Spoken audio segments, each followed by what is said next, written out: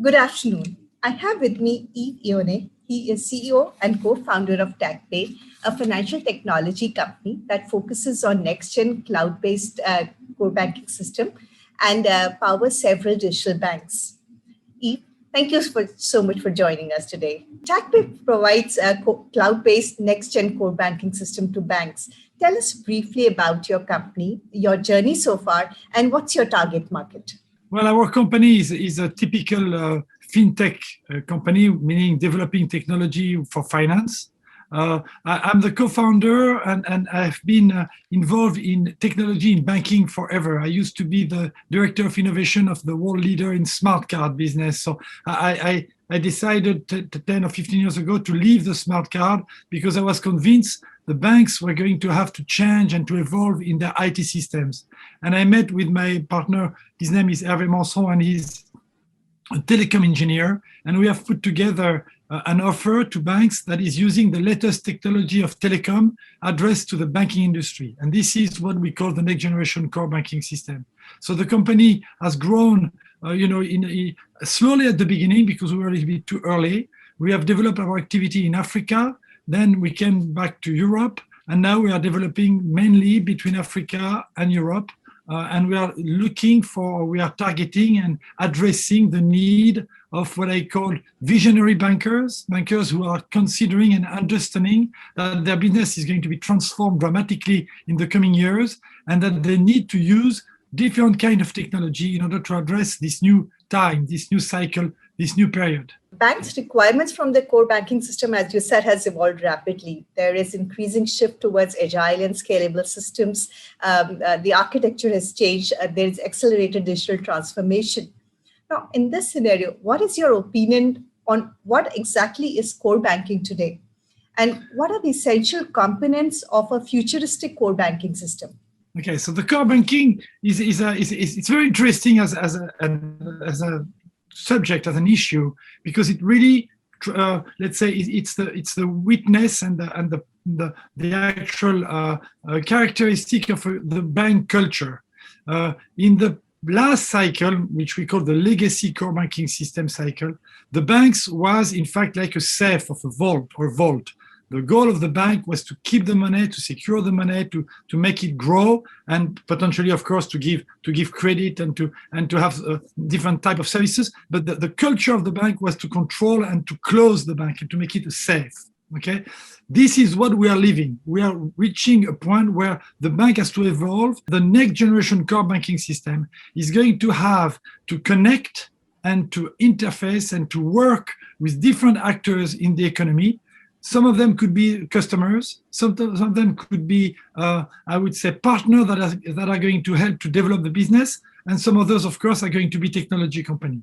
And because of this new role, this new position of the bank of being the center of those new ecosystem, the complete architecture has to be redesigned, and it has to be designed for that interaction with outside. Do you want to elaborate on what are the essential elements of this futuristic architecture or futuristic core banking system? I believe there are something like five different, I would say, characteristics that are very, very specific. The first one is the cloud. I do not believe the next generation core banking system will be on premise. There are many reasons for that. It's not because I love the cloud, it's because the cloud makes a lot of sense, okay, and we can develop it later. The second characteristic is that it has to be mobile-centric. Mobile-centric means that it's going to be used by customers and all of them will have a mobile phone. And that is transforming the way we are addressing the consumer, not only on the UX issue, but also on the type of service that will be provided and I would say the features that we're going to deliver. The third one is going to be the real time. Real time, what I mean by real time is that we, you, me, everybody now lives in a real-time world. And the bank doesn't. The bank doesn't because they haven't evolved. They come from a time where you had two different clocks, the back office and the front office. This is over. When we make an operation, it has to be immediately and 100% processed in order to be able to have the trust of the consumer. Okay, so this is extremely important because it is not just a matter of having a reaction to the end user. It's a matter of having an organization and process that are going to be extremely efficient and capable of managing all the banking operation without any delay. Okay. The fourth one is going to be the security. Security, you have to realize that the legacy core banking system were developed and designed before the name hacker was invented. So of course they have adapted, but we are reaching a point where it needs to be designed specifically with the new threats that the banks is facing.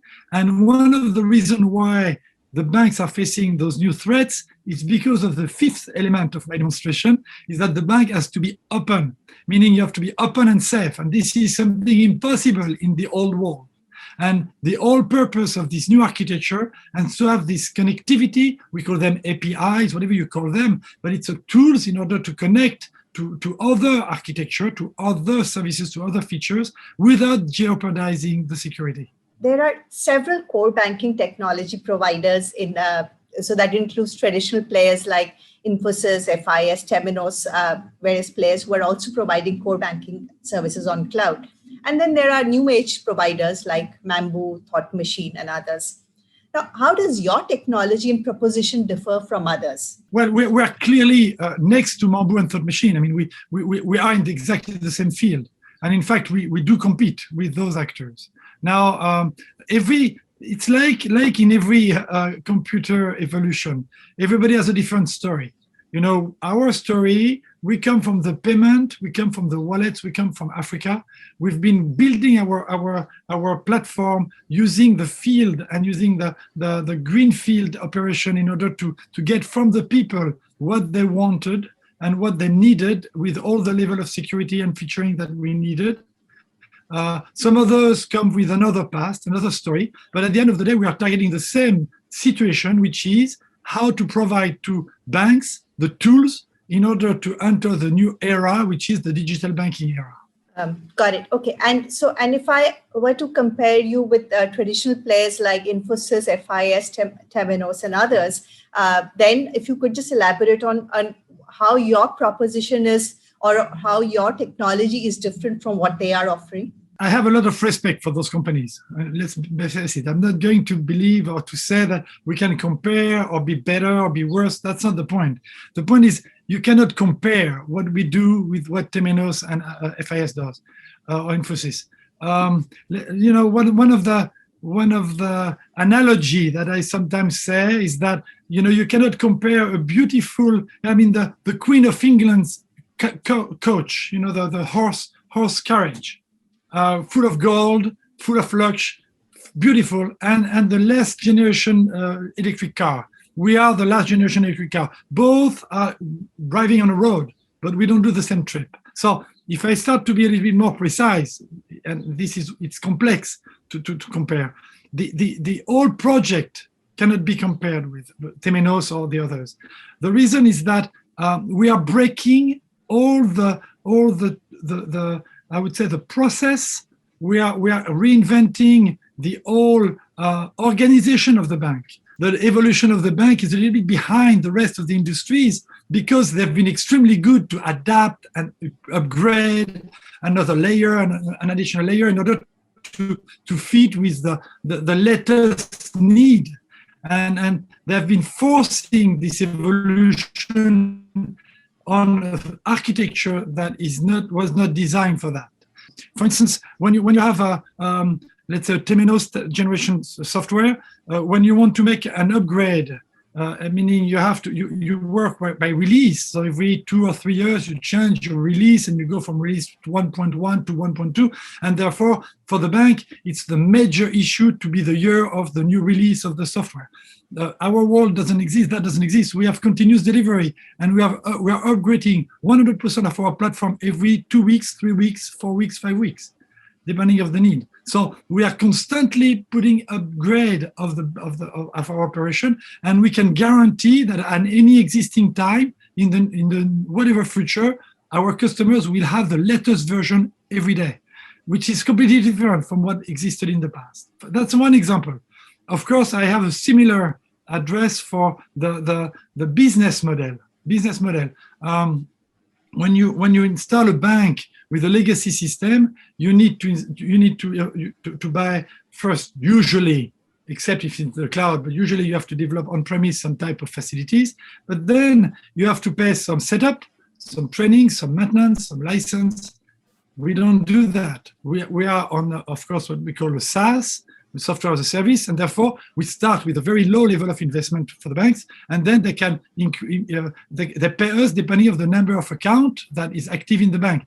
This is another angle also that didn't exist in the past and that we're bringing on the market. Tell me a bit about your target market also. Are you focusing primarily on digital banks, or are you also looking at traditional banks? The issue is not to create new banks, because of course, in many countries we have enough banks.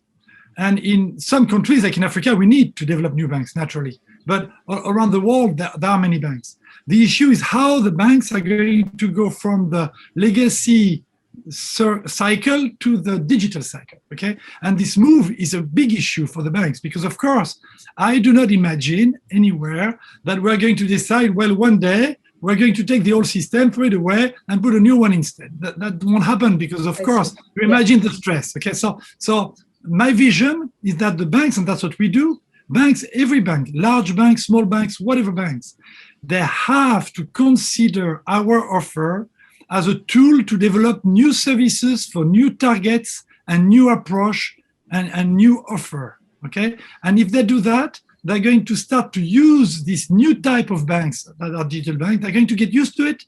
They're going to adopt it.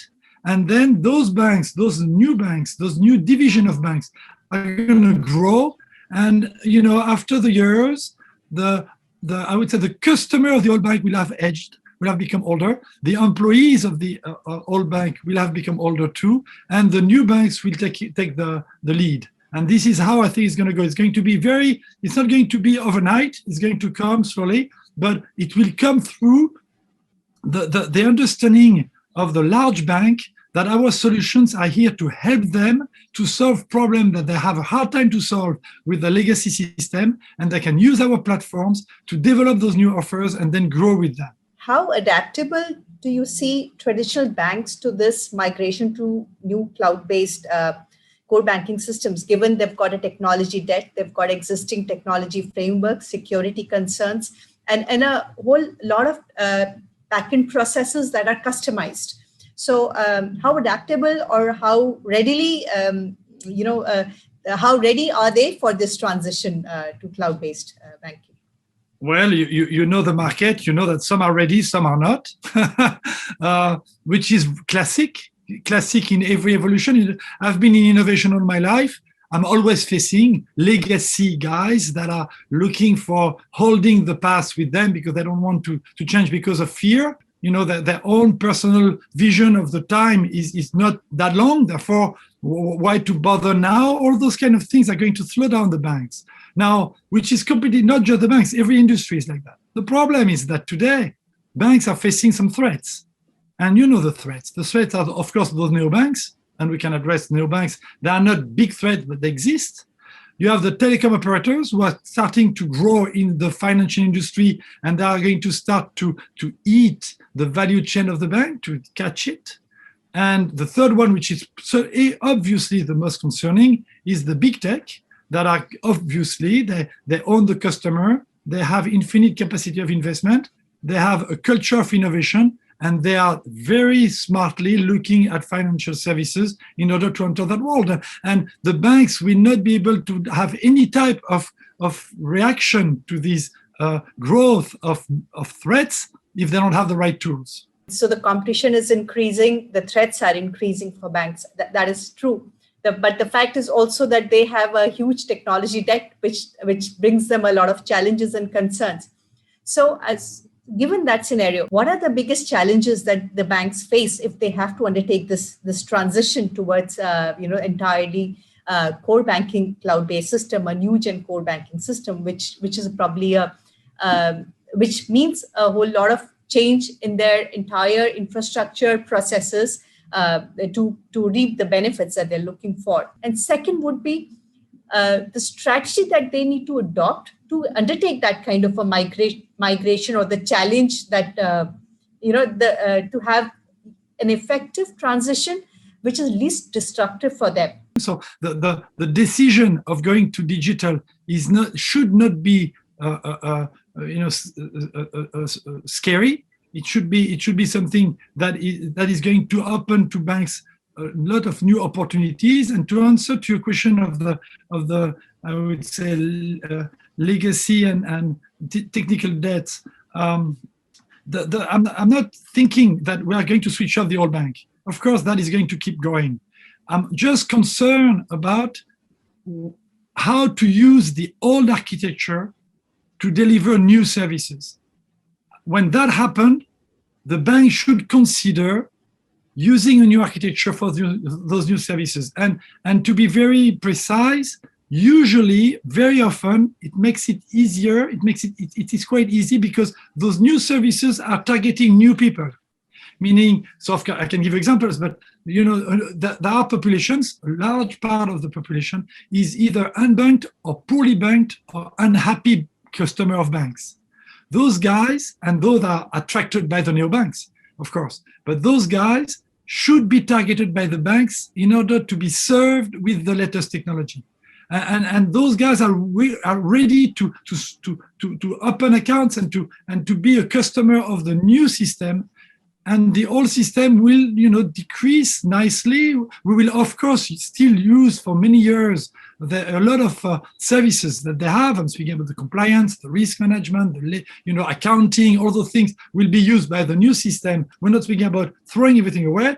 We're speaking about having an architecture of account management, transaction management, user interface, APIs, real time, all that connected to this, the part of the old architecture that we can use in order to develop this new bank that is going to grow, and at one given point in history will disconnect both, of course. If I understand it correctly, is for the bank to retain that existing core banking system, which is powering their basic, so the loans, deposit, the core system to remain same, but for that system to exist and coexist with you as an arm which is powering a completely digital proposition.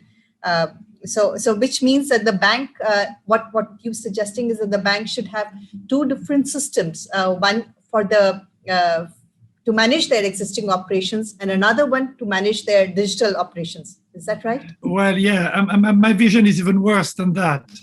My vision is that they would have 10 different systems that would be interconnected. I have an image on my slide sometimes that it shows a big whale, beautiful whale. And suddenly the big whale is to get around that whale, there's small little beautiful fish that are, swimming everywhere. And suddenly the whales slowly disappear. And there are all those fish, and each fish has a different, customer, targets, whatever, position in the bank. And this is what I foresee as becoming the future of banking. It's this interaction between new platforms that are designed to interact. They will share data, they will share plenty of things that you need to do in a bank, but they will not have this type of monolithic, extremely heavy architecture that is reaching a point where, like an old whale, they cannot swim very easily anymore because they're too big, it's too difficult. And this is a natural evolution. And this is how I see every big bank evolving. And we have the technology to do that. If I take example like Société Générale in Africa, they have 8 of our banks, 8 of our platforms. And they use them, with a mother company that is managing all those things, and it works very well. And it's another logic, it's another organization of the banks that is open, meaning it's going to be used as a platform to manage ecosystems, and this is transforming the whole business of banking. Share with us some of the use cases and your implementation where you have managed to achieve what you shared with me just now. Having multiple different core banking systems to power different arms. So the multiple vision is a vision. It's not something that's how I foresee the future of banking. BMCI is interesting because BMCI is one of the biggest banks of Mauritania, and they have a very strong position on the country. But they realized that they were unable to evolve anymore at an efficient efficiently, meaning the speed to evolve and the cost to evolve was impossible with the market that was not generating enough revenue to pay all of that. So we met with them. And what is interesting, just for your information, is that we met right at the beginning of the COVID crisis. And we started sharing with Zoom like we do today.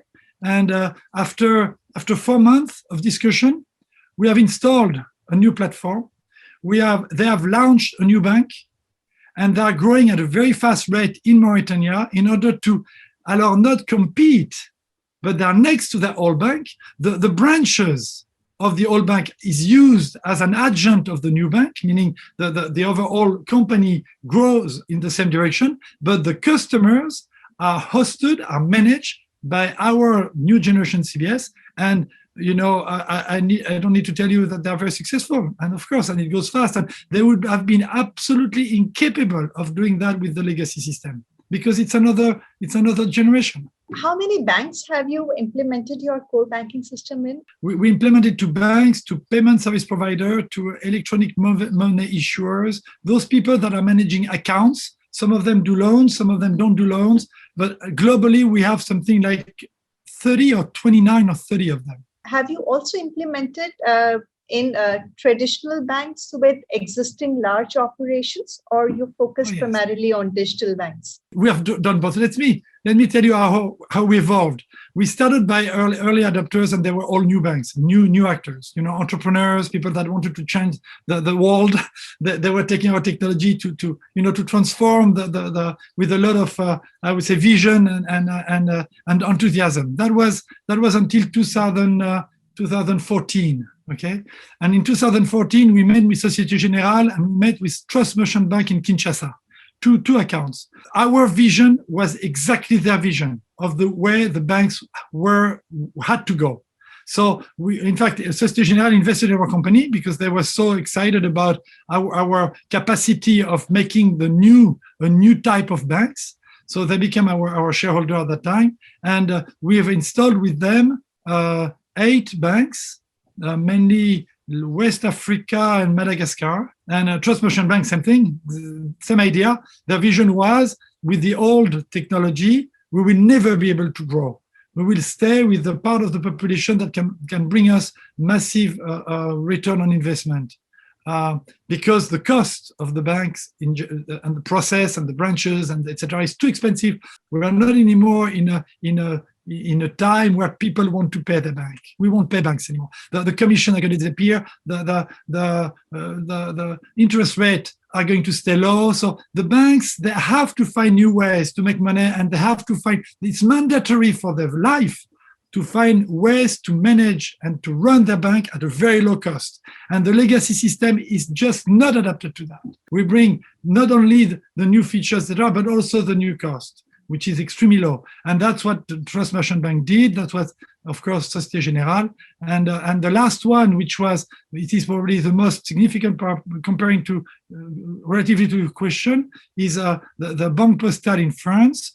It was very interesting. They had that vision very clearly, that they had to have a computer platform, a computer system, an IT platform that was going to bring to their group the agility, the reactivity, the low cost, and the capacity to develop new services. They needed that.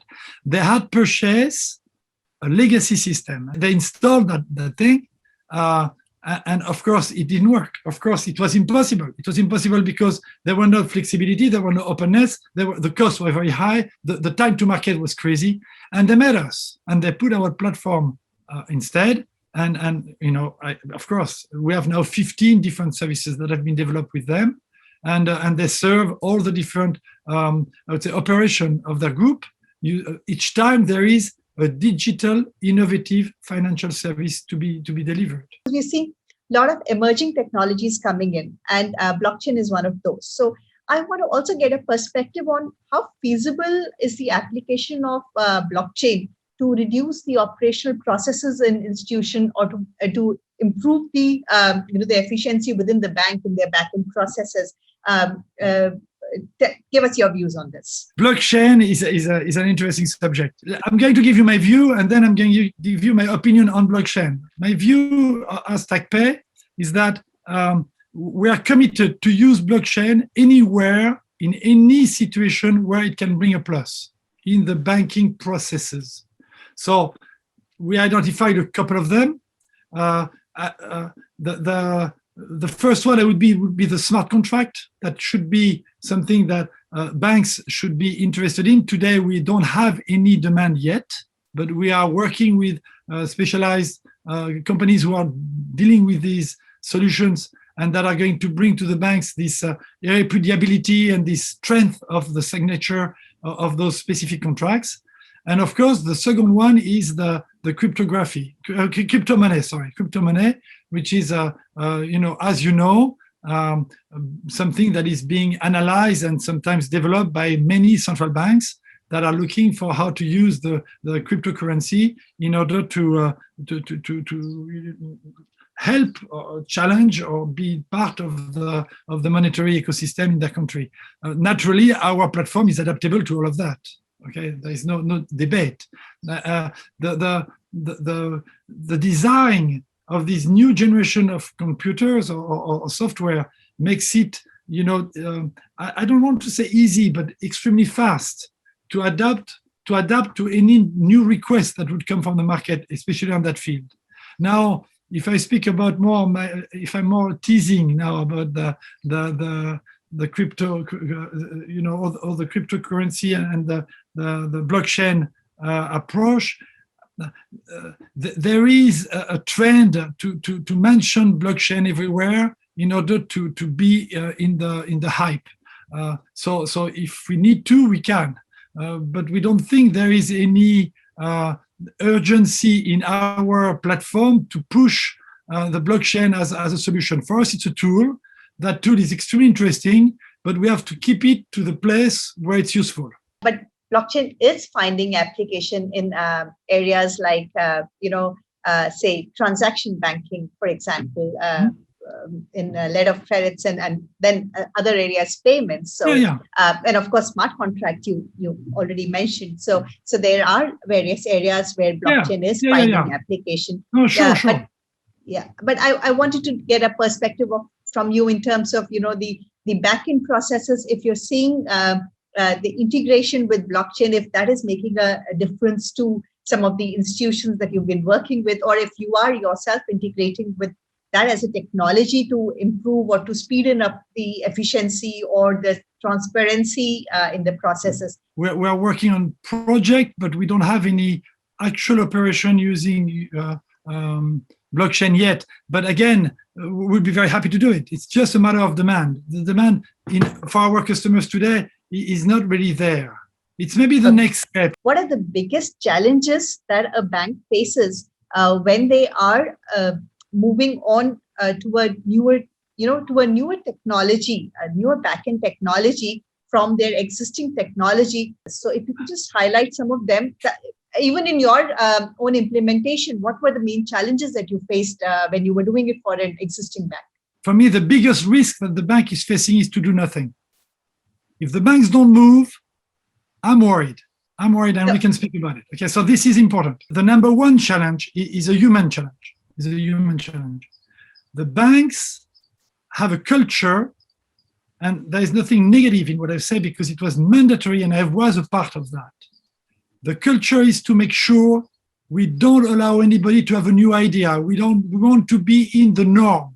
The norm is the norm and we follow the norm. The rules are the rules and we follow the rules. Let's say the innovation comes from the evolution of regulation. So, it's not a bank issue. It's a central bank issue. That's their culture, okay? They know now that they have to get out of that culture. They have to develop creativity. They have to develop initiatives. They have to develop risk. And they are doing it. But this is the challenge. The challenge is to find the banker, meaning the guy who is in charge of a bank, who has the vision that it is mandatory to transform their operation in order to be more efficient, more flexible, and therefore more profitable.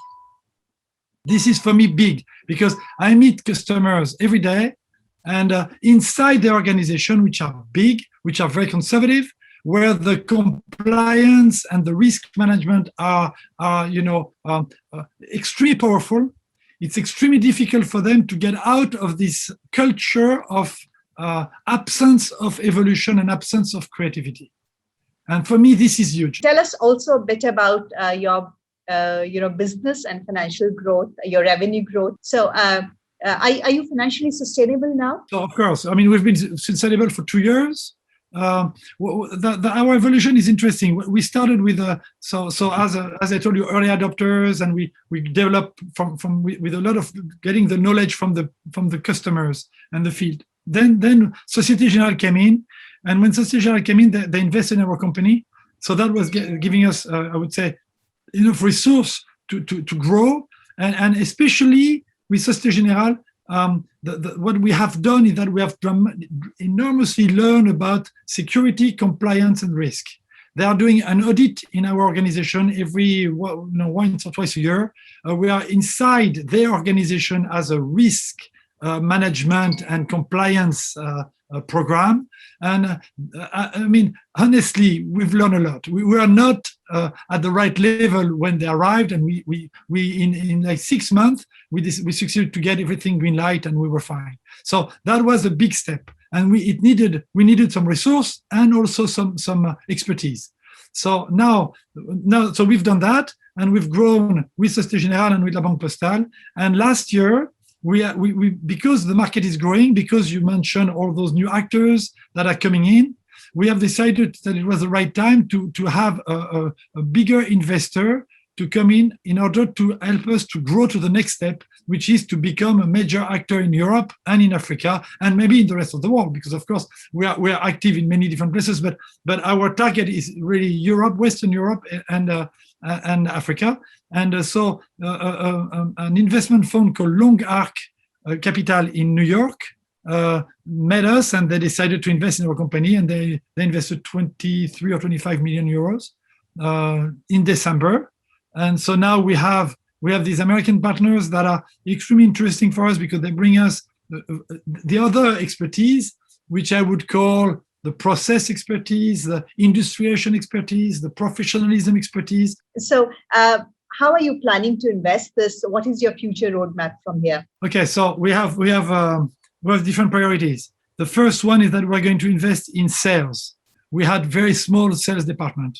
So we have now an organized sales department, and we're with a structure that is dimensioned to address the market that I mentioned. The second one is that we are investing in what I called, I don't know if you said in English, banking expertise, meaning we will have inside our team some real banker experts that are already there. They're there to influence our specification and to make sure we stick with the need of the evolution of banks. Okay, and the third one is, of course, the development, the product itself, that is going to evolve forever. So we need to have the resources. And even if it was designed, which is interesting, it was designed, when we designed the product, it was designed to be immediately multilingual, multi-currency, multi-regulation. So we know how to adapt to all those regulations, to all those language extremely easily. But at the same time, we have a lot of new things to develop, including the ecosystem, our own ecosystem, of course, where we are partnering with many different other fintech or other solution provider or technology provider that is going to bring us, a strength and a very, very powerful product. Because you are targeting various different geographies. You mentioned Africa and Europe. So. And every country has a different regulation. Is there a certain amount of customization or a change that needs to be done in your system when it's implemented across different countries? That worries everybody, and it doesn't worry us. So because I think that's why I mentioned it. It is a matter of the original specification of the product was designed to be adaptable to all those different issues. So we looked at all the different rules. There is not one different rule for each country. There are a group of countries that have the same type of rules. So when you have included in your early architecture all the tools, all the connection, all the data that you might need for a given geographical area, the adaptation is not a big deal. We haven't faced any problem with that with our architecture. which is of course not the case if it's a legacy system that was designed for a given legacy, for a legal regulation area. Are you looking at Asia Pacific region as well? Of course, but I can't wait. I can't wait. You know, the decision we took was that we cannot open immediately worldwide. It's too much. You know, we need to focus on some geographical areas. So so our plan today is to really get some success in Europe. You know, confirm our success in Europe, continue our growth in Africa. But of course, we are speaking to customers in Asia, but we are not actively you know, prospecting. But Okay. we will soon. And how big is your team size? We are 50 now, 50. 50. Okay. 50. Got it. And we were 30 in December, so we have hired 25 people, something like that, since December. And Thank you so much, Yves. You gave us a lot of insight